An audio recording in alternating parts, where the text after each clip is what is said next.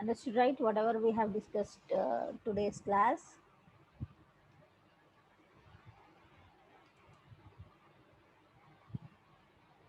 Operating system we discussed, and system structure.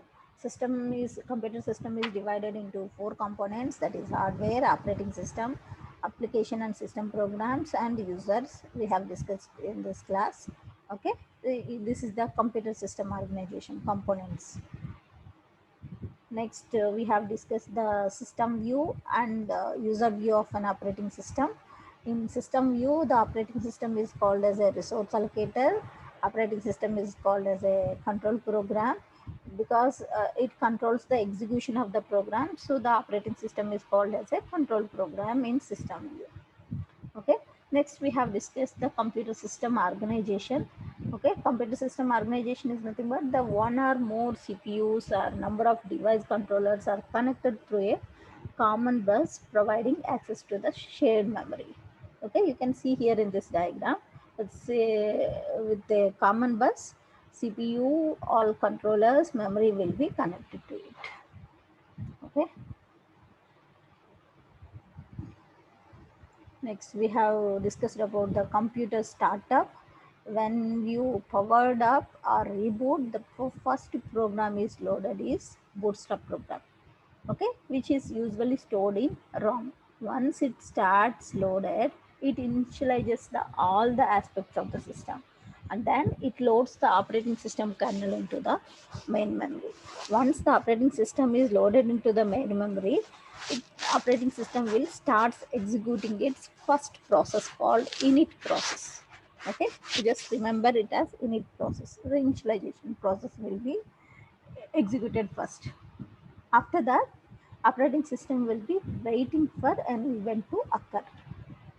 Okay, then we have discussed about interrupted operating system is a interrupt driven, how the operating system will act when an interrupt comes, we have discussed. Okay, when the CPU will be running its own process, if it gets an interrupt, it stops its execution of that process, and it comes and serves the interrupt service routine. After completion of serving the interrupt, again it will go back and it will execute the process which it was executing it. Okay, next is topic is storage structure. Okay, here uh, the main memory, it is the only largest storage media that the CPU can access directly is main memory. Next we have the secondary storage. Okay, secondary storage is extension of main memory, and it provides the large non-volatile storage capacity. Okay, main memory is a volatile memory. Okay, whereas secondary storage is, it's a non-volatile memory. Okay, and we have next is magnetic disk. Okay, it is rigid metals or glass that is converted with magnetic recording materials. Okay, we can, for this example, we can say floppy disk or magnetic tapes are the example for this magnetic disk. We can see this how it is organized. Okay, here the storage will be organized based on the its speed, cost, and volatility. Here, before going for this storage hierarchy, we'll just see what is caching. Caching is nothing but copying information into a faster storage system. Okay, the main memory can be viewed as a last cache for the second storage. Okay, caching is nothing but a copying of information into faster storage system is caching. We'll see with the diagram here. You can see here in this diagram the storage device hierarchy. You can see here we have registers, cache, main memory, electric disk, magnetic disk, optical disk, and magnetic tapes. When it will go from uh, bottom to top, it will be very fast. Okay, very speed. Okay, and the size will be smaller. Registers will be very small. Next is cache, next is main memory. Okay, Next is electric disk, next is magnetic disk, next is optical disk, next is magnetic tubes. Okay, when you come from up to the bottom, the size will be more, but it is slow. Okay, if you come from the bottom to top, the size will be less, but it is very fast. Like that, the storage devices are organized. Okay, than the main memory, cache memory will be very fast. Than the cache, registers will be very fast. But it is having very small storage. Okay, we'll see. Yeah. Next is IO structures here. After IO starts, control returns to the user program only upon IO completion only. Okay, once IO is nothing but input output. Okay, after input output starts, control will return to the user program only upon after completion of input output only. Okay, and here we have a wait instruction idles the CPU until the next interrupt. Until next interrupt comes, the CPU will be waited. Okay, that is called wait loop. Okay, at most one IO request is outstanding at a time. Okay, no simultaneous IO processing. That's what we have discussed while discussing the interrupts. Okay, there should be only single IO request should be outstanding at a time. No simultaneous IO processing. Okay, after input output starts, control returns to the user program without waiting for IO completion. Okay, and here we have some two terms which we should know is system call. Okay, system call is nothing but a request to the operating system to allow user to wait for IO completion. Okay, that is it's an interrupt. You can say it's a trap system call. Okay, a request to the operating system to allow the user to wait for IO completion is called system call. And we have another word here is device status table.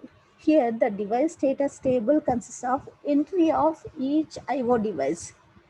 Okay, each IO device which are connected to the system will be system will be having a entry into the device status table. Okay, its type or its address or state will be entered into the device status table. Okay, that is IO structure. Okay, next here in this IO structure, the data transfer between the CPU and IO devices will be of which will include two types of techniques. Using two types of techniques, the data transfer between the CPU and IOs will be done. That is, one is interrupt driven, other one is direct memory access. We'll see the diagram. Yeah, you can see here. Here the data transfer between the CPU and IO devices mainly by using two techniques. One is interrupt driven IO, other one is direct memory access. Whereas in this interrupt driven IO, to start IO operation, the device drivers loads the registers within the device controller.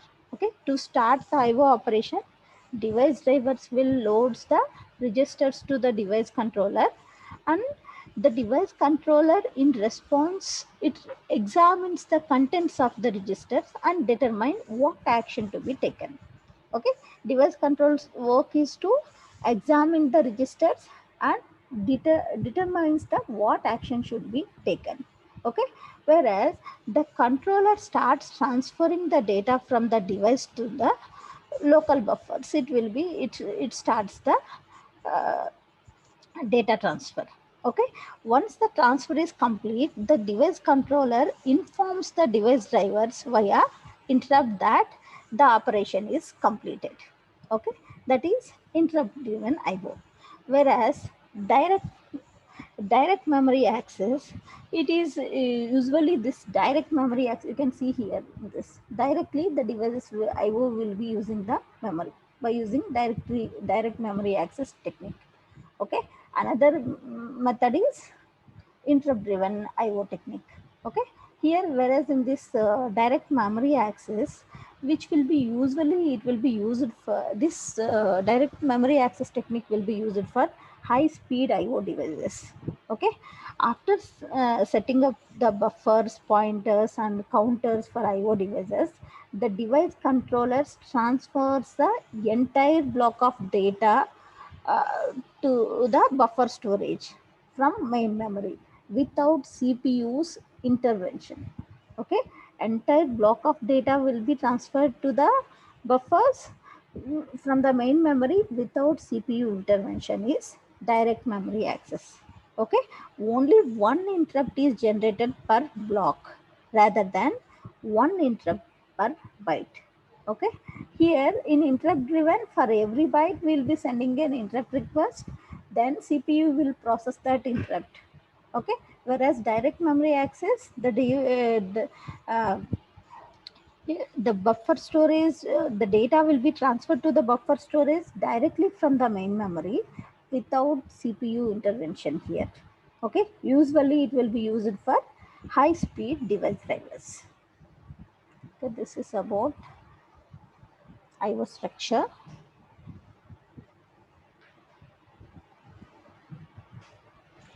Next topic is computer system architecture. Here, the computer system can be characterized based on number of processors used. Okay, here we have two types of computer system, depends on the processors, that is single processor system, multi-processor system. Okay, first we'll see the single processor system.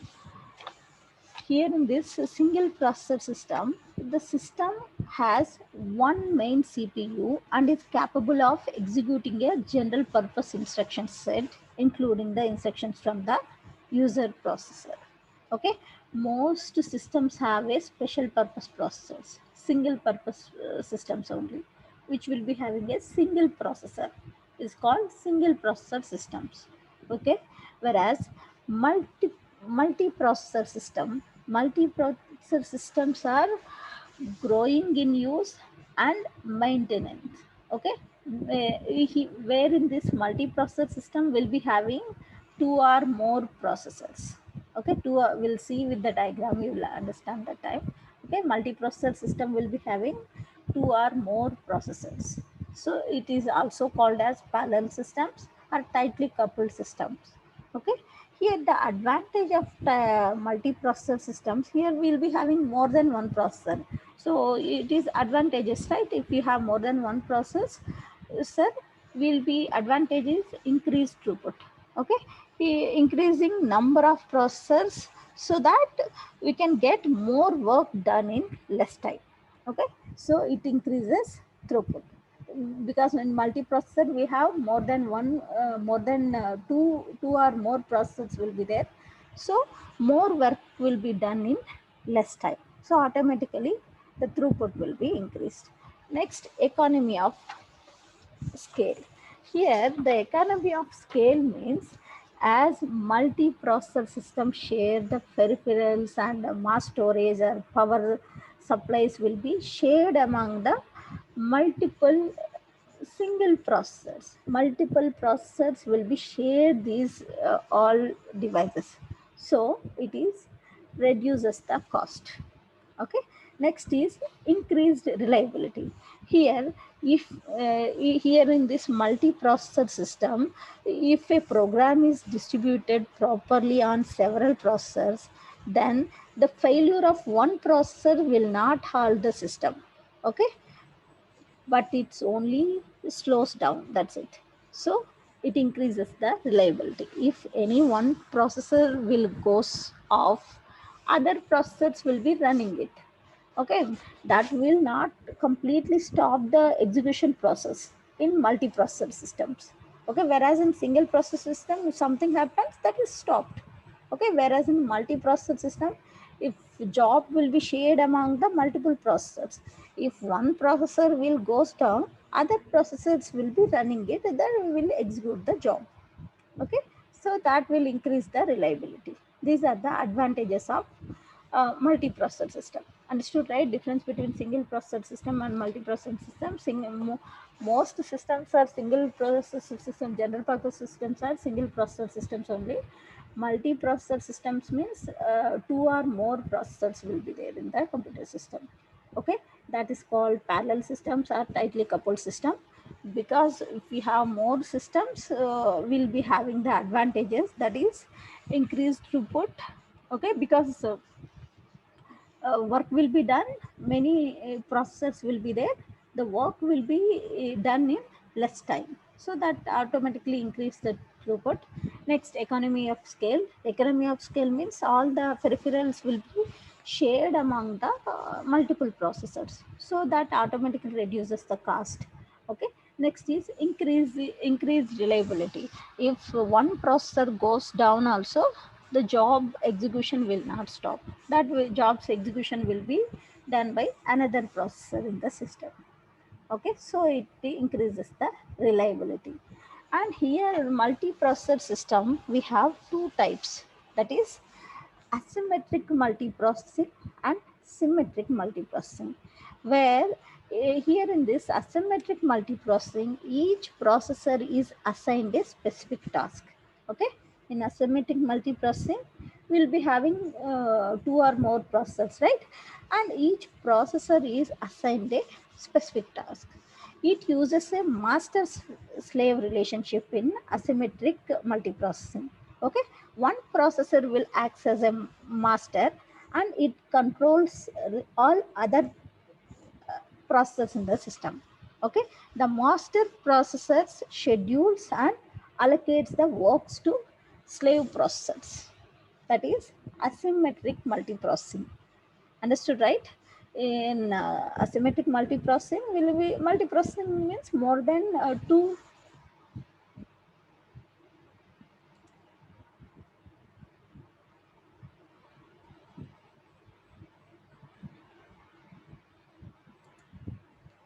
Yeah, you are telling we are using more than one processor, the cost of the system will be more.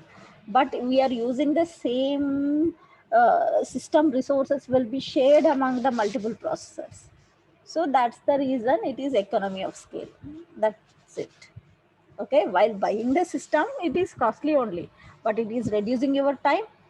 Once the job execution time is reduced, automatically you will be saving the money. Okay, in that way it is economy of scale. Understood? Okay, we'll see the types of multiprocessors. Here we have two types of multiprocessor, that is asymmetric multiprocessing and symmetric multiprocessing. In symmetric multiprocessing, there will be multiprocessors means we'll be having two or more processors. Here, two or more processors will be there. In this multiprocessing system, one processor will act as a master here in asymmetric multiprocessing. Okay, that will controls the all other processors. Okay, it assigns the jobs to the slave processors in asymmetric multiprocessing. Whereas in symmetric multiprocessing, each processor performs all the tasks within the operating system. Okay, and symmetric multiprocessing means all processes are peers to each other. Okay, there is no master slave relationship exists in between the processors in symmetric multiprocessing. All the processors will perform all the tasks. Okay, each processor concurrently runs the copy of an operating system in this symmetric multiprocessing system. In asymmetric multiprocessing system, one processor in the multiprocessing, one processor will act as a master, which controls the all other processors in asymmetric multiprocessing. Okay, see the diagram. Yeah, you can see it is a symmetric multi-processing architecture. Okay, you will be having multiple processors, more than one processor here. Okay, we will be sharing the memory. Next, you can see here it is dual core system. You see the difference between dual core and multi-processing system. Multi-processing system will be having different processors. Okay, here you have 3 processors. Here we have dual core system. We'll be having in a single processor, we'll be having 2 cores. That is dual core systems. I think in our lab systems are all dual core systems. Okay, once if you come to the lab, you can see. Okay, our systems are dual core system. In single processor itself, it will be divided as 2 cores. The program, if you give a job will be executed by 2 cores here. Okay, in dual core system.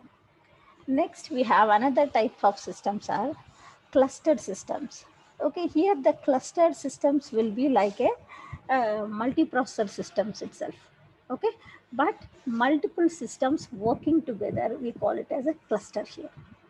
Okay, you usually it's sharing of storage via storage area networks.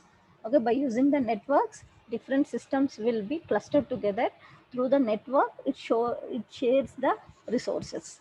Okay, it provides high availability of services which serves the failures. Okay, and asymmetric clustering and symmetric clustering is there. In this, asymmetric clustering has one machine in hard standby mode. Okay, only one mission will be there in hard standby mode in asymmetric clustering, whereas symmetric clustering has multiple nodes running the application, monitoring each other in um, symmetric clustering. In asymmetric clustering, one machine is in hot standby mode while others are running the application. Okay, the hot standby machine does nothing, but it monitors the active servers. Okay, if server fails, that hot standby machine will becomes the active server. Okay, in asymmetric clustering. Okay, asymmetric clustering, it's an extension of multiprocessing system. Okay, one system, one machine will be acts as a standby mode. Okay, it won't be active, and it monitors the all other systems in the cluster. Okay, if any one system will goes down, this hot standby mode system will act, it will become active. Okay, whereas in symmetric clustering, all multiple node is nothing but a machine here, all multiple machines running the application and monitoring each other, it will be monitoring it itself. Okay, some clusters are for the high performance computing purpose. Okay, applications must be written to use parallelization, that will be using this high performance computing. This is about different systems. Okay, tomorrow's class will discuss this operating system structures. Okay, um, operating system operations will discuss, process management, memory management, storage management, and all will discuss in tomorrow's class. Okay, you just go through. If you have any doubts, you can ask me in tomorrow's class.